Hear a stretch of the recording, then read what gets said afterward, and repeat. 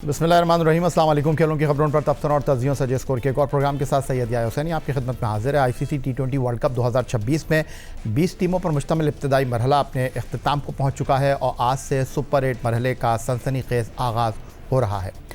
8 बेहतरीन टीमों को 2 ग्रुप में तकसीम किया गया है और पाकिस्तान अपनी ग्रुप मुहिम में भारत के खिलाफ शिकस्त के सिवा तमाम मुकाबले जीत कर अगले मरहले में जगह बना चुका है। आज सुपर 8 मरहले में पाकिस्तान का पहला इम्तिहान न्यूजीलैंड के साथ है, जिसकी मेज़बानी कोलंबो का प्रेमदासा क्रिकेट स्टेडियम कर रहा है। मैच पाकिस्तान के मेयारी वक्त के मुताबिक शाम 6:30 बजे शुरू होगा। भारत से 61 रन की भारी शिकस्त ने टीम की कई कमज़ोरियों को बेनकाब किया। ख़ास तौर पर प्लेइंग 11 के इंतखाब पर सवालात उठे। नामीबिया के ख़िलाफ़ मैच में T20 इंटरनेशनल के टॉप स्कोरर बाबर आजम को बैटिंग के लिए न भेजना भी बहस का मरकज़ बना रहा। एक जानिब बारिश की पेशगोई सस्पेंस बढ़ा रही है, तो दूसरी जानिब टीम मैनेजमेंट को ये फैसला भी करना है क्या शाहीन अफरीदी की तरह दीगर सीनियर्स को भी आराम दिया जाए या तजुर्बे पर ही एतमाद बरकरार रखा जाए। सवाल यह है कि क्या ये वक्त बड़े फैसलों का है या अभी पाकिस्तानी अवाम के जज्बों का इम्तिहान बाकी है। तो आज बड़ा मुकाबला है टीम पाकिस्तान का और सुपर 8 मरहले में टीम पाकिस्तान को 3 में से सेमीफाइनल में जाने के लिए कहा यह जा रहा है कि 2 मैचों में कामयाबी हासिल करनी है। आज के मैच पर और टीम पाकिस्तान के इम्कानात पर गुफ्तगू के लिए लाहौर से हमें ज्वाइन कर रहे हैं पाकिस्तान की टीम के साबिक टेस्ट कप्तान विकेट कीपर राशिद लतीफ़ साहब, पाकिस्तान के लिए वनडे T20 और टेस्ट क्रिकेट में सेंचुरी बनाने वाले पहले बल्लेबाज अहमद शहजाद हमारे साथ वीडियो लिंक पर लाहौर से मौजूद हैं, और रोज़नामा जंग कराची के senior cricket sports correspondent Abdul Majid Bhatti. लेकिन कबल इसके कि अपने मेहमानों से गुफ्तगू की शुरुआत करें, पाकिस्तान और न्यूजीलैंड के दरमियान टी इंटरनेशनल के बाहमी मुकाबलों के नताइज में बात कर लेते हैं। कुछ ज़्यादा फ़र्क नहीं है। पाकिस्तान और न्यूजीलैंड के दरमियान 49 T20 इंटरनेशनल खेले गए हैं, जिसमें 24 में पाकिस्तान फातेह रहा, 23 में न्यूजीलैंड को कामयाबी मिली और 2 ऐसे मैच भी हैं जो कि बेनतीजा रहे। लेकिन T20 वर्ल्ड कप की तारीख में पाकिस्तान का पलड़ा भारी दिखाई दे रहा है। अब तक पाक न्यूजीलैंड टीमों ने 7 बार T20 वर्ल्ड कप में मुकाबला किया है, जिसमें पाकिस्तान 5 मैचों में फतेहयाब रहा और सिर्फ 2 ऐसे मैच हैं जहां न्यूजीलैंड की टीम ने कामयाबी हासिल की। दूसरी जानिब न्यूजीलैंड की मौजूदा टीम की हालिया अरसे में पाकिस्तान के खिलाफ कारकर्दगी उम्दा रही है। मार्च 2025 में कीवी सरजमीन पर पाकिस्तान को 4-1 की नाकामी का सामना करना पड़ा था। इससे कबल 2024 में 5 T20 मैचों की सीरीज़ में पाकिस्तान और न्यूजीलैंड के दरमियान सीरीज़ 2-2 से बराबर रही। T20 वर्ल्ड कप में कीवी टीम की बैटिंग तो मजबूत दिखाई देती है, जहां Finn Allen, David Conway, Tim Seifert, Mark Chapman, Daryl Mitchell, Richie Ravindra और ग्लैन फिलिप्स शामिल हैं, लेकिन बॉलिंग का शोबा ज़्यादा मजबूत दिखाई नहीं देता। अलबत्ता अगर फिट होने वाले लॉकी फर्गूसन को खिलाया गया तो अपनी तेज़ और बाउंसी गेंदों से पाकिस्तानी बल्लेबाजों को परेशान कर सकते हैं। सीधा चलेंगे जनाब अहमद शहजाद साहब, पहले आपको गुफ्तगू में शामिल कर लेते हैं। मुझे ये बताइएगा कि एक ओपनर चलता है तो दूसरा जो है वो चला जाता है। सलमान अली आगा भी कुछ इतने अच्छे टच में नहीं है और हमने नंबर 4 पर एक्सपेरिमेंट किया, नामीबिया के ख़िलाफ़ ख्वाजा नाफे को भेजा। आपको क्या लग रहा है, क्या आपकी टॉप 4 में फ़ख्र आते हुए लग रहा है आपको? जी होना चाहिए। देखें, एक सीनियर प्लेयर है आपका और बड़े अरसे से टीम के साथ है, और आपके सारे सीनियर प्लेयर्स इस वर्ल्ड कप के अंदर टेस्ट हो जाने चाहिए, क्योंकि फ़ख्र का भी अगर देखेंगे कि 3 साल से वो इंजरी कैरी कर रहे हैं और उनके हल्का इसबाब में ये बातें सुनने को मिलती हैं कि शायद वो रिटायरमेंट का भी सोच रहे हैं। तो फिर बेहतर यही है कि आप उनको भी उनका गो दे दें, क्योंकि बाबर आजम के साथ आपने ट्राई कर ली है। बाबर आजम को आपने पता नहीं ओपनर मतलब तब तक खिलाया जब तक आपको बहुत ज़्यादा बैशिंग नहीं हो गई। फिर उसके बाद आप नंबर 3 पे लेके आए, उनकी नंबर 3 पे जो परफॉर्मेंसेस थी वो बिलो पार रही, स्ट्राइक रेट के इश्यूज चलते रहे। उसके बाद नंबर 4 पे तो दुनिया ने ये मानने से ही इनकार कर दिया, और मेरे ख्याल से जो भी माइक हेसन का बयान आया है जिस पे उन्होंने कह दिया कि बाबर आजम खुद एग्री कर रहे हैं कि 10 ओवरों के बाद जो है उनका कोई काम नहीं है। इट शोज़ कि एक प्लेयर जो है ऑलरेडी हार मान गया हुआ है, तो उसके माइंडसेट जो है इस टाइम इस तरह का है नहीं, वो रेजिलियंस कोई भी बाकी नहीं है इतने बड़े प्रेशर गेम के अंदर, जहां ऑलरेडी आप देखेंगे कि बाबर आजम का जो रिकॉर्ड है उनके स्पिनर्स के अगेंस्ट, आपको पता है ना कि ऑफ स्पिनर की तो भी पीछे वो जो है बने हुए थे। फिर लेफ्ट आर्म स्पिनर सेंटनर जो है उन्होंने उनको आउट किया हुआ है, और उनके खिलाफ जो है वो डॉट बॉल ज़्यादा खेलते हैं, तो और प्रेशर में आ जाएंगे।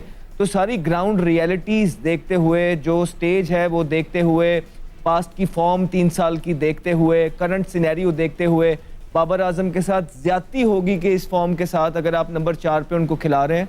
मेरे ख्याल से मकसद जो था वो पूरा हो गया है। अब इससे आगे आप जो है मुल्क का नुकसान कर रहे हैं, तो मुल्क का नुकसान नहीं होने दे सकते आप। मकसद आपने अचीव कर लिया है, अब आप फ़खर जमान के साथ जाएं, इब्रार के साथ जाएं, नसीम शाह के साथ जाएं। ये 3 चेंजिंग है जो बनती हैं, और अगर ये 3 चेंजिंग के साथ पाकिस्तान जाएगा तो पाकिस्तान, हमारे पैनलिस्ट जो आज यहाँ बैठे थे, आमिर, राशिद लतीफ़ और मैं, 60-40 होगा। और अगर इस चेंजेस के बगैर जाएगा तो न्यूजीलैंड 65-35 की जो है आवाज़ लगी है। राशिद लतीफ़ साहब, मुल्क के नुकसान की मुल्क के फ़ायदे की शहजाद साहब बात कर रहे हैं, लेकिन इस बहस में नहीं पड़ते। अब तक जो 15 रुकनी टीम हम लेकर गए हैं, 2 ऐसे खिलाड़ी हैं फ़खर जमान और नसीम शाह, जिनको अब तक इस टूर्नामेंट में हमने खेलने का मौका फराहम किया नहीं है। जो 2023 का वर्ल्ड कप था, चिन्ना स्वामी क्रिकेट स्टेडियम बेंगलुरु, जहां 400 रन स्कोर बोर्ड पर लगा दिए थे न्यूजीलैंड की टीम ने, और फ़खर जमान ने वहां पर अपना जलवा दिखाया था। जो सवाल मैंने अहमद के सामने रखा है, आपको लगता है कि टीम मैनेजमेंट कहीं ख्वाजा नाफे को एक चांस देने के बाद फ़खर की तरफ देख रही है, या आपको लगता है नहीं, सोच नहीं बदलेगी, टीम वही रहेगी? देखिए, अमूमन जो इनकी हिस्ट्री है वो सोच नहीं बदलने वाली है। ये वही टीम जाएगी जो कि नमीबिया के ख़िलाफ़ खेली है। अगर इनको खिलाना होता फ़खर को तो नाफे की जगह शायद वो खिला देते। बात है, देखिए, हम लोग पहुंच गए दूसरे राउंड में, सुपर 8 में। अगर हम 23 का 50 ओवर्स का वर्ल्ड कप देखते हैं, हम बाहर हो गए पहले राउंड के बाद। 24 वेस्ट इंडीज़ देखते हैं, यूएस देखते हैं, वहाँ से भी बाहर हो गए। चैम्पियंस ट्रॉफी देखते हैं, वहाँ से भी बाहर हो गए। तो ये एक मौका मिला है कि यहाँ पे अपने जो अच्छे प्लेयर जो खेले हुए हैं, सीनियर प्लेयर, जैसे फास्ट बॉलर नसीम शाह हैं, फ़खर जमान है, इनको आप ट्राई कर सकते हैं। वीक बॉलिंग है, वीक बैटिंग लाइनअप हमारी है। और हम बात करते हैं सारे प्लेयर्स की, बाबर की हम बात करते हैं, हम साइम अयूब की बात करते हैं, हम सलमान अली आगा, जो 3 इनिंग अच्छी खेलने के बाद 3 इनिंग उनकी पीछे चली गई है। तो 3 बैटर्स तो हमारे ये हो गए जो कि वर्ल्ड कप खेल रहे हैं और अच्छी फॉर्म में हमें नज़र नहीं आ रहे। तो इसमें एक ही सोच होनी चाहिए, एक ही हल होना चाहिए। फ़खर जमान जैसे भी है, उसके पास सलाहियत है, पावर हिटिंग की है, 20 ओवर्स में वो आराम से खेल सकता है। लेफ़्ट आर्म हो या राइट आर्म स्पिनर्स हो, उनको बड़ी हिट मार सकता है। आपको याद होगा शायद बेंगलोर या कलकत्ता में लास्ट 23 के वर्ल्ड कप में उनको इंजरी के बावजूद लेके आया। यही सेंटनर थे, यही सऊदी थे जिनको उन्होंने छक्के मारे थे और पाकिस्तान ने अच्छा परफॉर्म कर दिया था वहाँ पे। तो यहाँ पे ये नहीं है कि कौन से प्लेयर को हमें बनाना है, बिगाड़ना है। पाकिस्तान टीम को जहाँ पे फ़ायदा हो सके, देखिए लिमिटेड प्लेयर थे, जैसे ये आपने कहा लिमिटेड प्लेयर थे। 15 में भी सिलेक्शन ठीक नहीं हुई, 15 में सिलेक्शन ठीक नहीं हुई तो कि 11 में तो आप ठीक कर लो ना।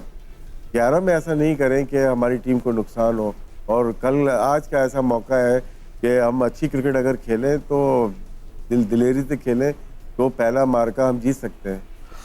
क्रिकेटर्स की गुफ्तगू आपने सुनी। इससे पहले कि माजिद भट्टी साहब मैं आपकी राय को प्रोग्राम का हिस्सा बनाऊं, कुछ टीम पाकिस्तान के हेड कोच माइक हैसन की बात कर लेते हैं। पाकिस्तान क्रिकेट टीम के साबिक कप्तान और टीम के सबसे तजुर्बेकार बैटर बाबर आजम अपनी कारकिर्दी से तनकीद की जद में हैं। उनकी बल्लेबाजी की परफॉर्मेंस को लेकर नमीबिया के ख़िलाफ़ उनकी जो बैटिंग थी वो आई ही नहीं। 4 नंबर पर उनको खेलना था लेकिन वो नहीं आ सके। कोच माइक हैसन इस फैसले के दिफा में आप सामने आ गए हैं। माइक हैसन कहते हैं कि बाबर आजम को नमीबिया के ख़िलाफ़ मैच में 11वें 12वें ओवर में भिजवाने का कोई फ़ायदा नहीं था।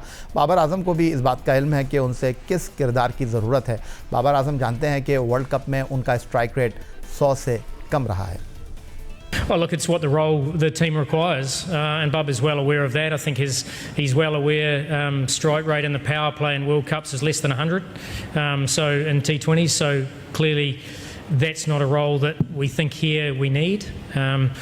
We think he's a fine player through the middle if required, in terms of if we're in a little bit of trouble, or as we saw against the USA, once he gets himself set, he can increase his strike rate at that point. So. We brought Bubba back in for a specific role post the Asia Cup. We wanted some batsmanship through the middle, and he certainly brings that for us. And he did in many games throughout the last 10. So You know, the other day we got to the 12th over mark, and at that point, Babar Azam's not the best person to come in. We've got plenty of other options who can come in and perform that role towards the end. So, and Babar's actually the first to acknowledge that. You know, he knows that he's got a certain set of skills that the team require, and there are certain times where other players can perform that role more efficiently. इतना इत्मीनान, इतनी नपीतुली गुफ्तगू और अपने खिलाड़ियों के कंधे पर थपथपी। माजिद भट्टी साहब, दुनिया कोई बात कर रही है और माइक हैसन जो है वो चैन की बांसुरी बजा रहे हैं। नहीं भैया, अगर इस गुफ्तगू को आप गौर से सुने तो वो तो बाबर आजम को चार्जशीट दे रहे हैं। देखिए, वो कह रहे हैं कि पावर प्ले में बाबर आजम का जो स्ट्राइक रेट है वो 100 से कम है, और एशिया कप के बाद हमने जो रोल बाबर आजम को दिया था, अनफॉर्चुनेटली वो रोल अदा नहीं कर सके। तो अभी अहमद शहजाद साहब बात कर रहे थे प्रेशर की, तो अगर टूर्नामेंट के दरमियान में हेड कोच किसी आपके मेन प्लेयर के बारे में प्रेस कॉन्फ्रेंस में ये गुफ्तगू कर दे, ये मेरी राय है, हो सकता है अहमद या राशिद भाई इससे इख्तिलाफ करें, तो इसका मतलब है कि आपने उसमें डबल प्रेशर डाल दिया। मेरे हिसाब से तो शायद अब बाबर आजम को वो कैरी नहीं करना चाहते। 2024 में जिस तरह कुर्बानी का बकरा बनाया गया मोहम्मद आमिर और इमाद वसीम को, लग रहा है कि अब ये माइक हैसन ने जहन बना लिया कि बाबर आजम जो है, अगर पाकिस्तान टीम खुदा न खास्ता इस कैंपेन में फेल होती है तो अभी से देखें, बाबर आजम अकेला तो नाकाम नहीं हुआ, साइम अयूब भी नाकाम हुए, कप्तान भी स्कोर नहीं कर रहे, बॉलिंग में भी हमें लैप्सेस नजर आ रहे हैं। आपने इतनी खुलकर गुफ्तगू कर दी है बाबर आजम के बारे में। मेरे ख्याल में हमने तो जिन बड़े कप्तानों के साथ गुफ्तगू होती है वो यही कहते हैं कि भाई आप अपने प्लेयर को प्रेस कॉन्फ्रेंस में डिफेंड करें, ड्रेसिंग रूम में जाकर, मीटिंग्स में जाकर उनको बताएं कि आप ये गलतियां कर रहे हैं। ऐसे वक्त पे कि जब सुपर 8 मरहला शुरू हो रहा है, अगर हेड कोच ये बात कर रहा है तो इसका मतलब है कि अब बाबर आजम के सर के ऊपर आपने एक तलवार लटक रही थी, एक और तलवार लटका दी है। और मुझे लग रहा है शायद, अगर अल्लाह करे मैं गलत हूं, अगर बाबर आजम को मौका मिलता है वो परफॉर्म नहीं करते तो इस फॉर्मेट से तो अब माइक हैसन ने उनके सामने लकीर खींच दी है। लेकिन मेरे ख्याल में अभी भी जो राशिद भाई बात कर रहे थे ना, इससे बेहतर हमारे 15 प्लेयर्स बन सकते थे।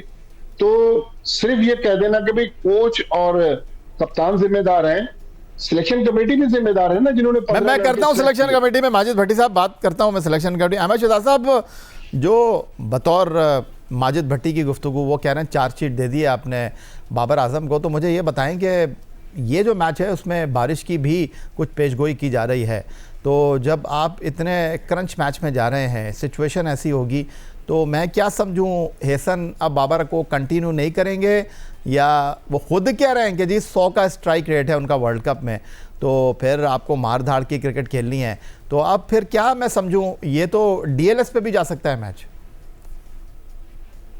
नहीं, देखिए माइक हैसन ने तो कह रहे हैं अभी चार्जशीट दे दी है ना।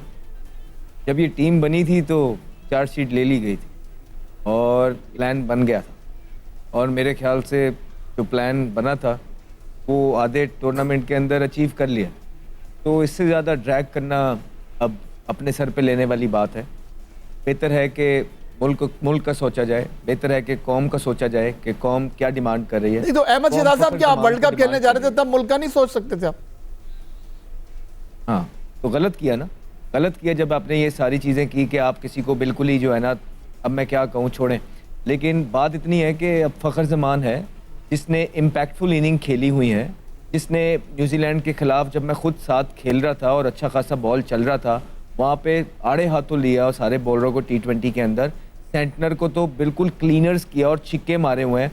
तो फ़खर ज़मान, और वर्ल्ड कप की भी इनिंग आपको वो याद है, तो फ़खर ज़मान जो है ना, उनका ट्रैक रिकॉर्ड न्यूजीलैंड के ख़िलाफ़ जो है एक अच्छी मेमोरीज़ हैं, तो उनको यूटिलाइज़ करना चाहिए और आगे बढ़ना चाहिए। देखें आगे अकेले बाबर आजम कसूरवार नहीं है, बिल्कुल। आप देखें कि अबरार भी अंदर आएगा, अब शादाब को कितना एडजस्ट करेंगे, फिर आपके अंदर डेप्थ के अंदर ना आपके पास बॉलर नहीं है, नसीम शाह अंदर आएगा क्योंकि डेप्थ की वजह से आप जो है ना, क्योंकि डेप्थ में आपने उस्मान तारिक से बॉलिंग करानी है, इसकी वजह से आप उसको लेके ही लेट आ रहे हैं, which is not a right option, क्योंकि उस्मान आपका अटैकिंग बॉलर है, वो 6वां 7वें ओवर में आ जाना चाहिए। लेकिन क्योंकि नीचे फास्ट बॉलर आपके पास नहीं डाल रहे, so too many allrounders for me. आपके 2 ऑलराउंडर्स निकलते हैं जिसकी जगह नसीम शाह और जिसकी जगह आपका अबरार आता है, और फिर एक ऑलराउंडर आप खिलाते हैं। तो अहमद, फिर मैं आपकी क्या जो है समझूं, ना, आप proper batting भी 2 पूरी फास्ट हो बॉलर जाती के है साथ और जाना bowling चाहते भी। हैं? आप न्यूजीलैंड के खिलाफ 2 फास्ट बॉलर के साथ जाना चाहते हैं? जी, भजन कहने का मकसद ये है कि कोई एक टीम बता दें जो एक फास्ट बॉलर के साथ जा रही है, तो मैं कह दूंगा कि हाँ, हम भी एक फास्ट बॉलर के साथ चले जाते हैं। वो तो कह रहे हैं फ़हीम अशरफ से 2 ओवर करवा तो दिए।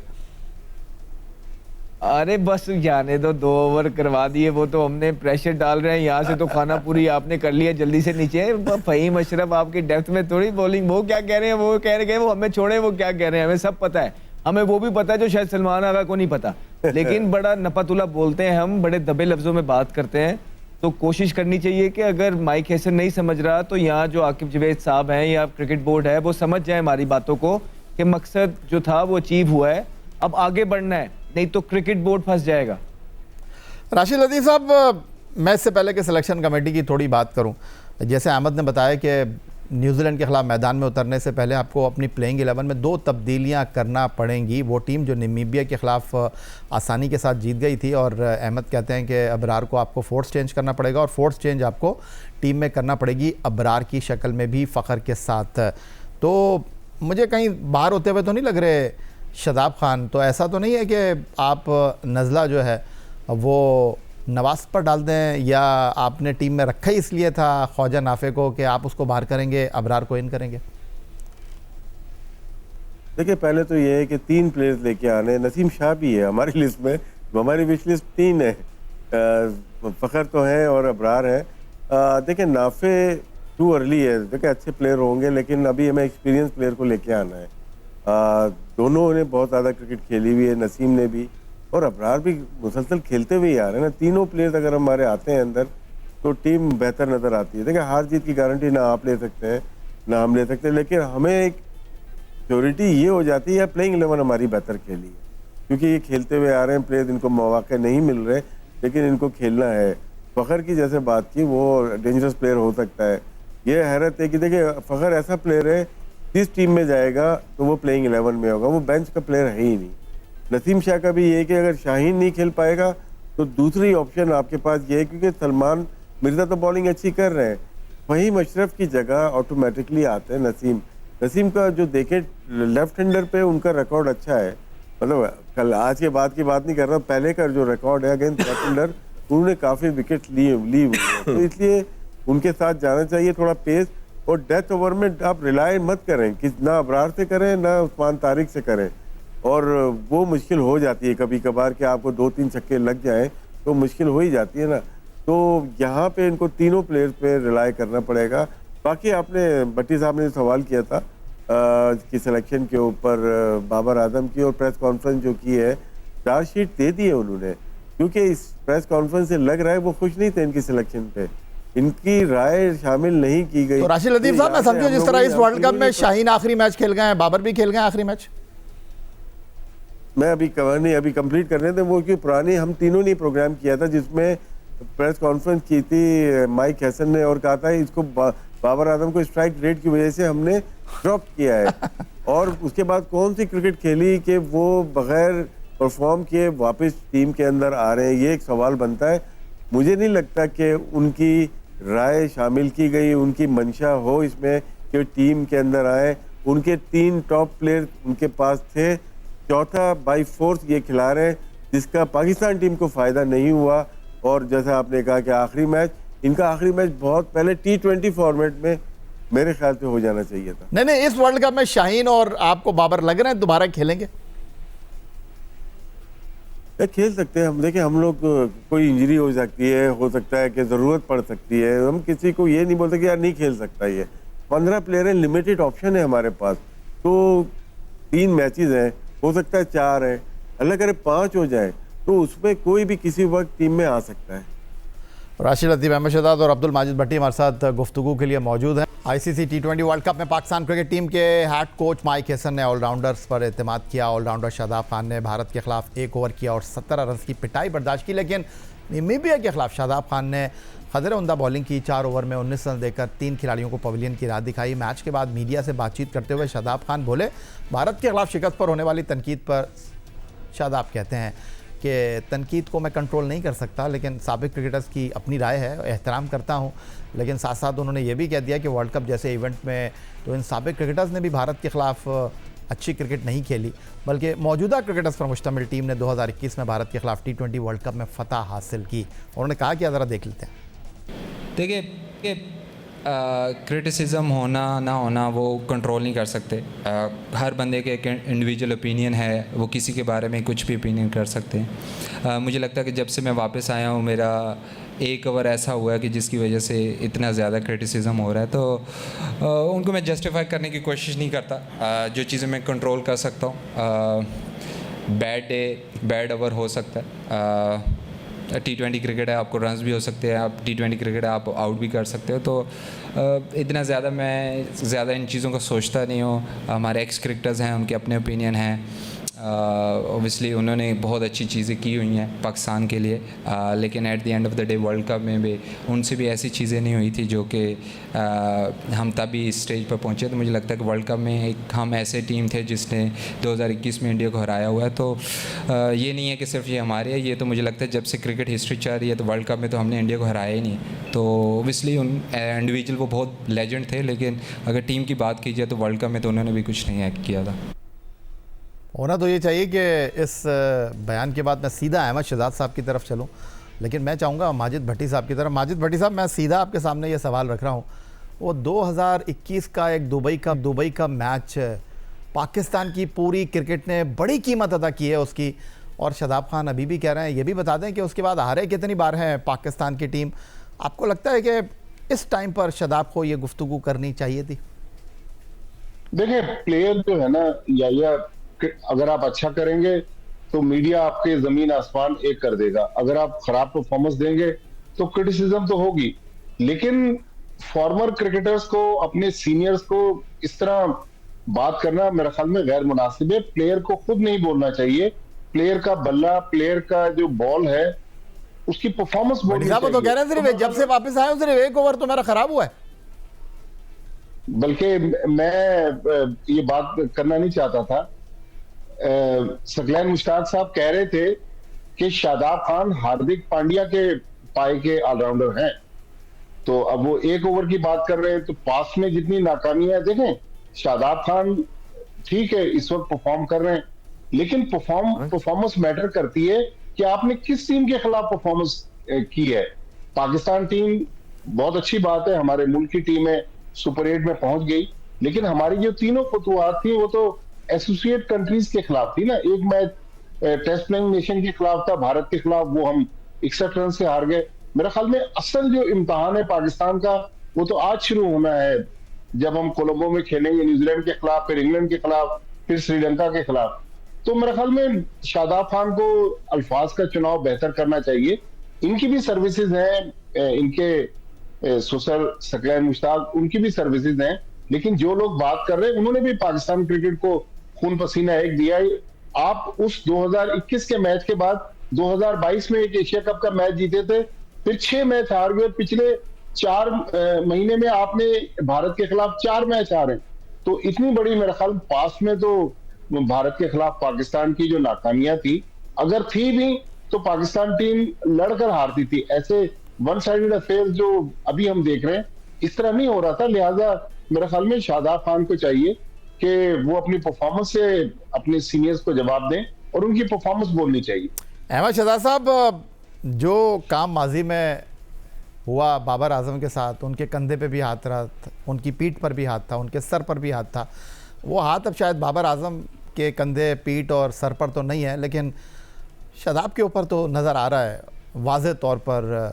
अब माइक हैसन जिस तरह उनको सपोर्ट कर रहे हैं आउट राइट, माजी में उनके ससुर ड्रेसिंग रूम में करता धरता थे, लेकिन अब जब शादाब खान कह रहे हैं मैं तो सिर्फ एक ही मैच ख़राब खेला हूँ और जब से आया हूँ मेरी कारकर्दगी सबके सामने है, तो आपको लगता है कि शादाब खान जो हैं उन्होंने एक ऐसी बात कर दी है कि आने वाले मैच जो हैं उनके लिए टफ हो सकते हैं? जी देख, क्राइटेरिया होता है ना या भाई, किसी को बाहर निकालने का और किसी को लेके आने का। शादाब खान ने वो क्राइटेरिया मीट नहीं किया।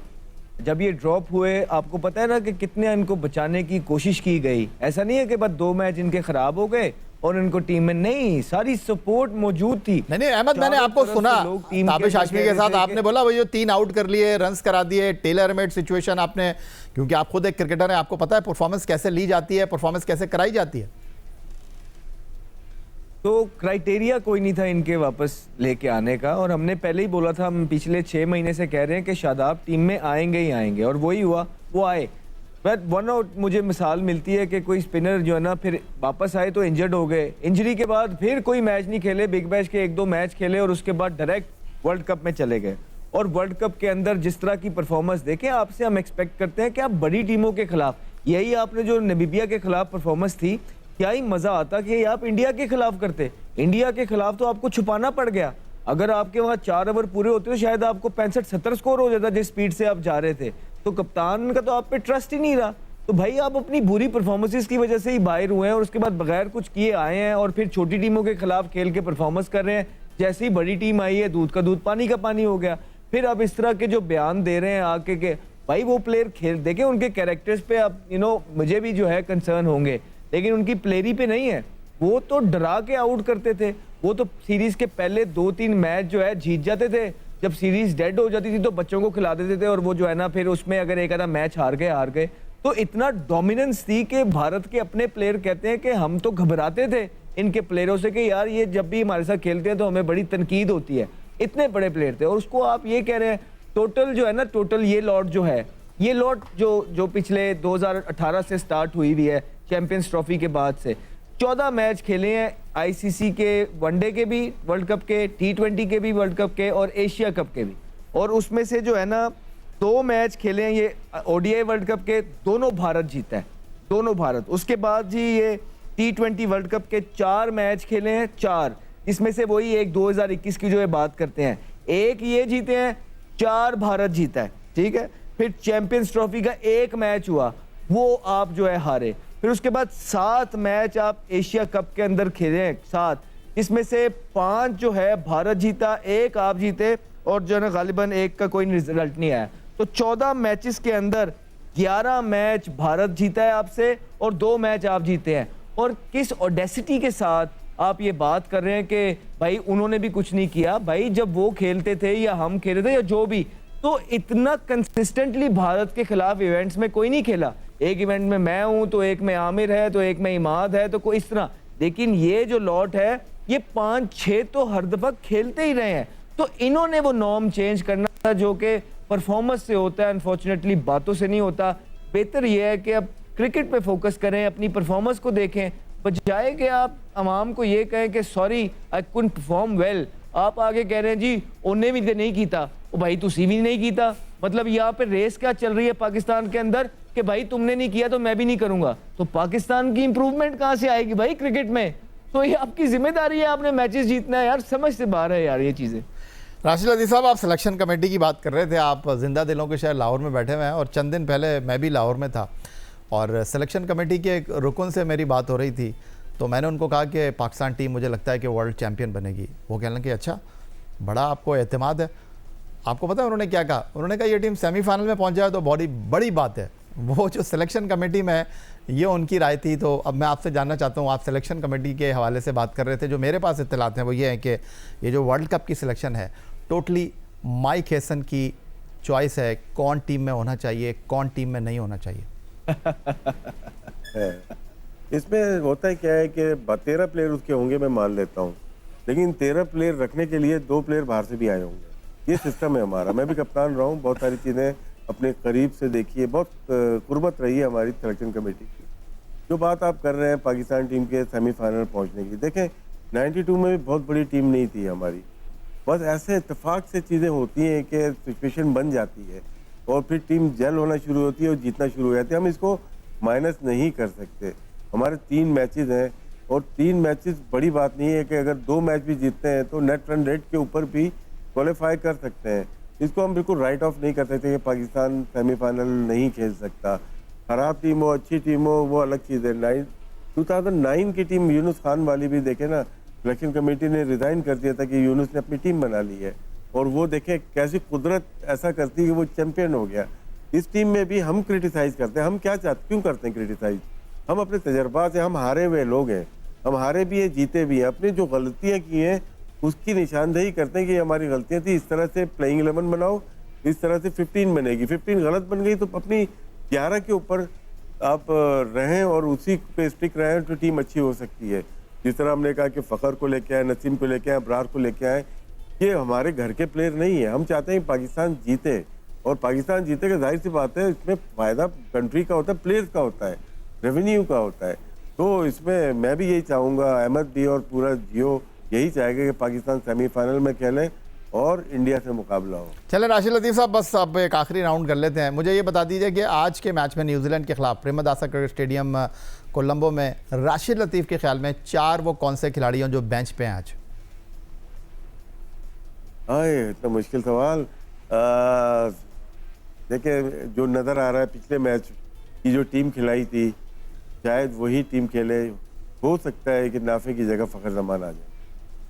अच्छा, आप ये कह रहे हैं बेंच पे जो है आपको नसीम नज़र आ रहे हैं, फ़खर नज़र आ रहे हैं, आपको नाफे नज़र आ रहे हैं और शाहीन शाह अफरीदी। अहमद, फ़खर नाफे की जगह हो सकता है। फ़खर नाफे की जगह, शाहीन शाह अफरीदी, नाफे, उसके साथ अबरार और नसीम शाह, इनको आपने बेंच किया हुआ है। अहमद, आप क्या कहते हैं? जी, ख्वाहिश ये है कि अबरार भी खेले, नसीम भी खेले और फ़खर भी खेले, लेकिन जो लग रहा है जो ये शायद ना करें, जो लग रहा है वो ये करेंगे कि नाफे की जगह ये अबरार को लाएंगे और बाबर की जगह ये फ़खर को लाएंगे। ठीक हो गया। माजिद भट्टी साहब, जाते जाते हमारे दो पाकिस्तान के टेस्ट क्रिकेटर की गुफ्तगू आपने सुनी और दोनों ने यही कहा है कि आज के मैच में उनको फ़खर वापस आते हुए लग रहे हैं। राशिद भाई को नहीं लग रहा कि आज अबरार खेलेंगे, अहमद कह रहे हैं कि वो भी खेलेंगे। देखिए, माइक हसन का अगर आप माइंडसेट देख लें, जब वो इस्लामाबाद यूनाइटेड की कोचिंग करते थे, रॉयल चैलेंजर्स बेंगलुरु के डायरेक्टर थे या पाकिस्तान टीम के हेड कोच बने, वो बहुत ज्यादा तब्दीलियों पर बिलीव नहीं करते। मेरे ख्याल में एक ही तब्दीली मुझे लग रही है, वो नाफे की जगह लेकर आएंगे अबरार अहमद को। बाकी फ़खर तो शुरू से ड्रॉप नहीं होना चाहिए था, लेकिन अब फ़खर को उन्होंने बिल्कुल ही लाइन खींच दी है, तो मुझे इस स्टेज पर फ़खर का आना जरा मुश्किल नजर आ रहा है। बहुत शुक्रिया आपका अब्दुल माजिद भट्टी साहब, बहुत शुक्रिया अहमद शहजाद साहब और बहुत शुक्रिया राशिद लतीफ़ साहब। और मैं अपने जो मेरे पास इत्तलात हैं मैं आपको बता दूं कि आज पाकिस्तान टीम में 2 चेंजेस होने जा रही हैं। ख्वाजा नाफे की जगह अबरार आ रहे हैं और बाबर आजम की जगह आज टीम में जो है वो फ़खर जमान को शामिल किया जा रहा है। प्रेमदासा क्रिकेट स्टेडियम कोलंबो शाम 6:30 पर पाकिस्तान और न्यूजीलैंड के दरमियान सुपर 8 मरहले के मैच का मेज़बान है। आप देखेंगे पाकिस्तान के पहले स्पोर्ट्स चैनल जियो सुपर पर यह मुकाबला बराह रास्त। सैयद याह्या हुसैनी को स्कोर की पूरी टीम के साथ अपने आज के मेहमानों राशिद लतीफ़, अहमद शहजाद और अब्दुल माजिद भट्टी साहब की हमरा इजाज़त दीजिए। इस दुआ, इस उम्मीद, इस तवक्को के साथ कि पाकिस्तान में खेल और खिलाड़ी तरक्की करते रहें। अल्लाह हाफ़िज़।